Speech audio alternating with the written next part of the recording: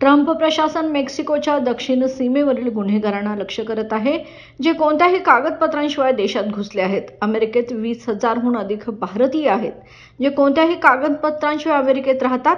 या सर्व भारतीयांना आता काढून टाकण्याच्या आदेशांना सामोरे जावे लागणार आहे, किंवा ते सध्या US इमिग्रेशन आणि कस्टम्स एन्फोर्समेंट डिटेन्शन सेंटरमध्ये आहेत. आता भारत सरकार अमेरिकेच्या या निर्णयाचे स्वागत करते का भारतीयांसाठी सहकार्याची भावना ठेवते, हे पाहणं आता महत्त्वाचं ठरणार आहे.